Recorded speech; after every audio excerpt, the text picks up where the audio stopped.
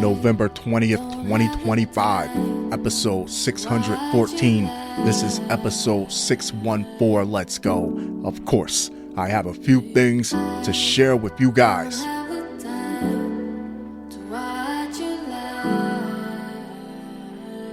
Will on the beat. I love you, Pop. Shall we?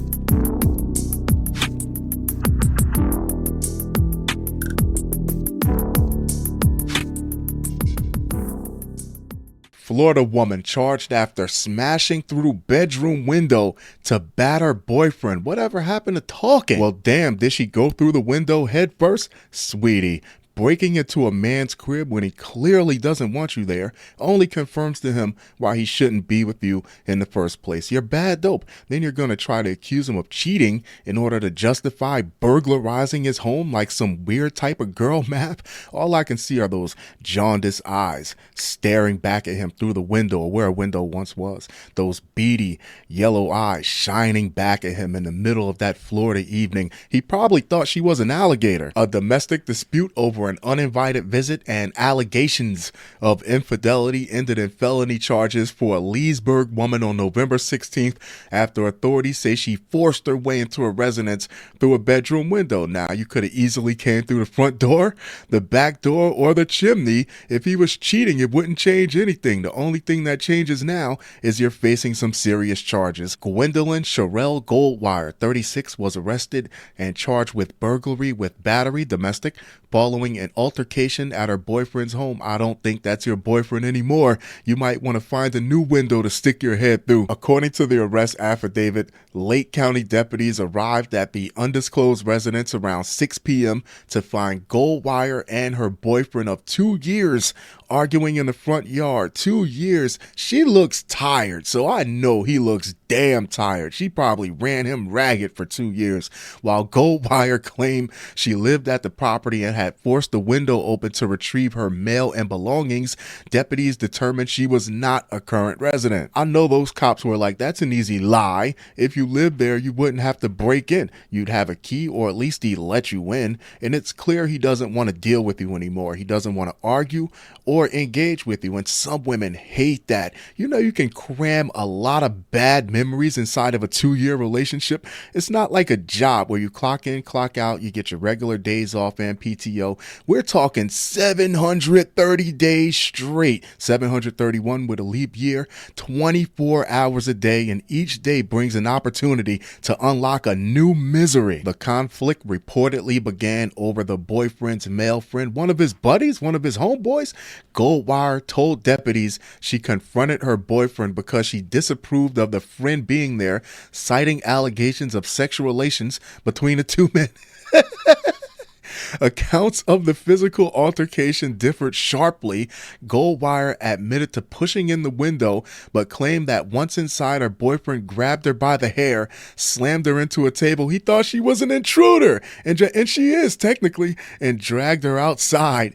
Deputies noted she had a bleeding welt on the center of her forehead, though she declined transport to a hospital after being cleared by EMS. The boyfriend offered a different narrative. There are two sides to every story, and the truth is usually somewhere in between. He told investigators Goldwire arrived uninvited and began destroying property, including a television, not the TV, before attacking him. He claimed she really knows how to go for the jugular. He claimed she sustained the head injury when she tripped and hit the corner of a wall while chasing him. Deputies noted a nose ring found on the floor near the area where the boyfriend said she fell. She slipped and busted her old bobblehead ass trying to be mean. I don't know if her boyfriend is really on the DL or not. not. If he is, so what? If he is, then you definitely pushed him over the fence. Or if that's just his best friend, hey, my old lady is really stressing me out.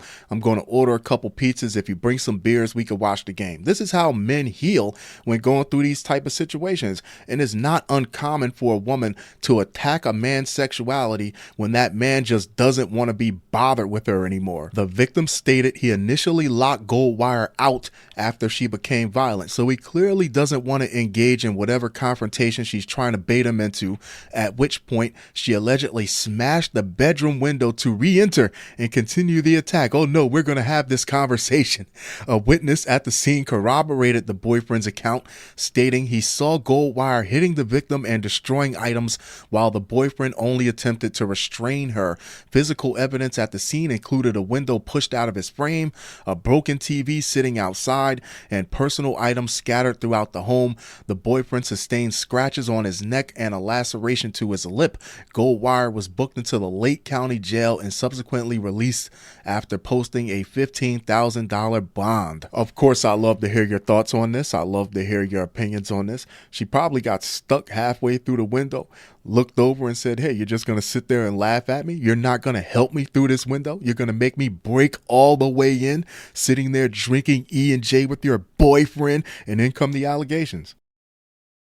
Ex-GOP aide paid fetish artist to mutilate her, claimed it was an anti-Trump attack. Oh, what a tangled web we weave. A former New Jersey congressional aide allegedly paid a fetish artist to mutilate her body, had an accomplice scrawl "Trump whore" on her stomach, and then falsely claimed she was violently attacked, according to shocking new court documents. Natalie Green was arrested Wednesday and charged with masterminding the violent bogus ambush. Who the hell planned this? Jussie Smollett? First off, no matter how ambitious you may be, don't ever take an ass whooping for someone who isn't next in line to be the president. And even then, he better have a damn good chance at a landslide.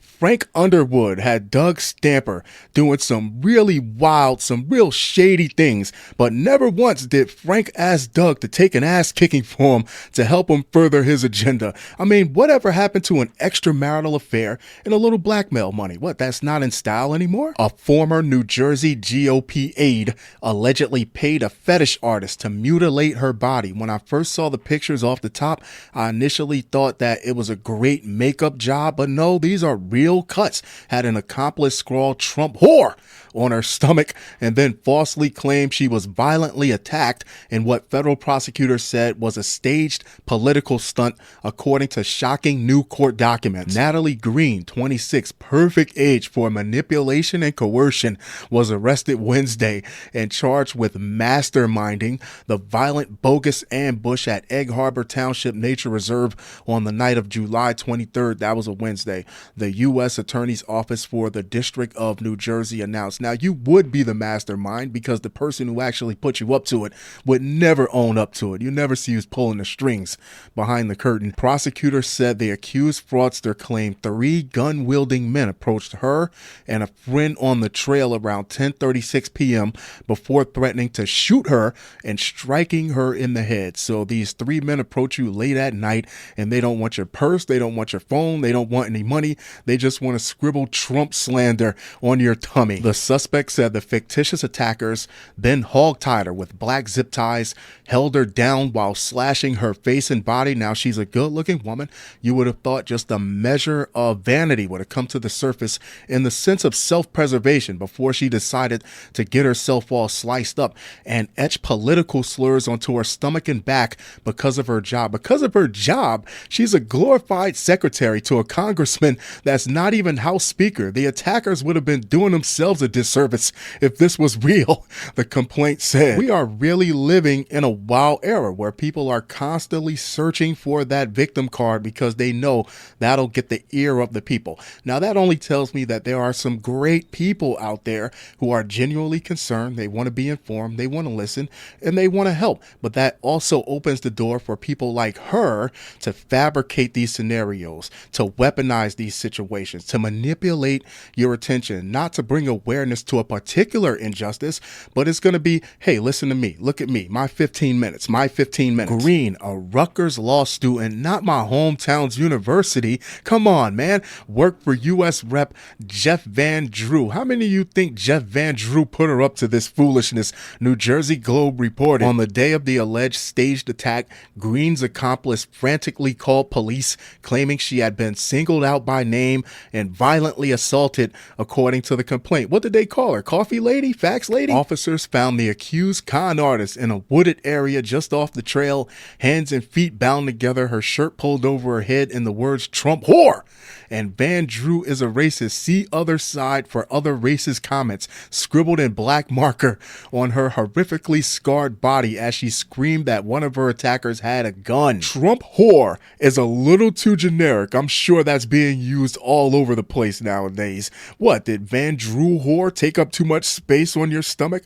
I guess when your congressman is in charge of filling potholes, you have to aim for more incendiary propaganda to fuel your hoaxes. I mean, I'm in New Jersey and I could care less about a Van Helsing, a Van Drew, a Van Gogh, whatever the hell his name is. Prosecutors said Green was taken to a hospital where she and her accomplice gave police conflicting accounts of what happened and provided faulty descriptions of the phantom assailants. Y'all had all that time to get your story straight, from the day you decided you wanted to do this, to the planning, to the driving of Pennsylvania, all the way up until the cops pulled up to get these stories synchronized. Black zip ties and duct tape were also found in Green's Maserati the night of the disturbing alleged scheme. What was the plan for you to get caught also? Because you nailed that part. And federal officials said her unidentified sidekick searched zip ties near me grade on their phone. You didn't think the police were going to investigate this type of stuff? 2 days earlier, and went to a Ventnor Dollar General to pick them up. Perhaps most disturbing, 2 days before the alleged phony assault, Green is being accused of having driven to Pennsylvania to pay $500 to a body modification artist she found on Instagram to deliberately carve gruesome wounds into her face, neck, chest, back, and shoulders with a scalpel. Green was charged with conspiracy to convey false statements and hoaxes and making false statements to federal law enforcement. She was arraigned Wednesday in federal court and released on a $200,000 unsecured bond. Green could spend up to a decade behind bars if convicted on both charges. Of course, I love to hear your thoughts on this. I love to hear your opinions on this. Do you think Van Drew put her up to this, or was this something that she cooked up herself? Fun show, fun show. Fun show. The music for this episode is from Will B. Alexander. Get your music from Will B. Alexander. I'll leave the contact information down here at the bottom. If you're a producer and you would like to have your music featured on an episode of this podcast, reach out to me on any one of my socials. I'll leave the contact information up here at the top.